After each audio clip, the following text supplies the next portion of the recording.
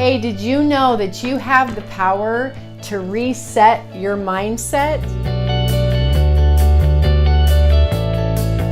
I have a client who shared with me her story about having some negative beliefs about herself, very limiting beliefs. It was interesting because she's a very successful leader in business and has a husband and children, and things would appear to be great in her life, and yet she has these thoughts that reoccur from the past, things that her mom had said to her, things that her grandmother had said to her, things that they did to compare her to someone else, or a measuring stick that they had for her in terms of her worth, her value, her beliefs about herself. So have you ever been in a position that you had some reoccurring negative thoughts or limiting beliefs that you were really frustrated by but didn't know what to do with them? I can tell you that I can relate to that. I've been down that path several times, and as some of you know, I've said before, I am a recovering approval addict because I've worried too much about what other people thought, or what I thought they thought, even though I didn't really know what they thought for sure.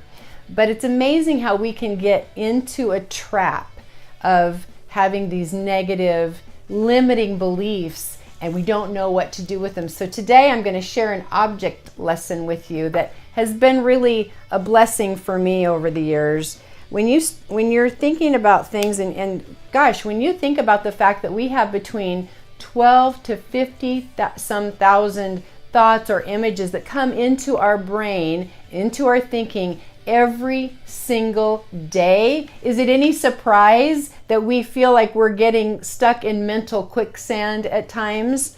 So when you think about the things that come into your thinking through either what you're seeing or what you're hearing, what you're thinking, what other people have said to you, what you've thought about yourself, whether it has to do with global disasters, which are horrible, to personal relationship tragedies, to various crises. When we look at the things that we're putting into our mind, or the things that our mind receives, certainly that is toxic thinking. And of course, that's going to lead to limiting and negative thinking.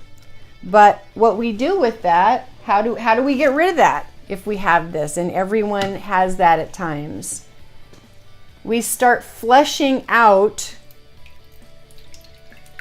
those toxins with truth.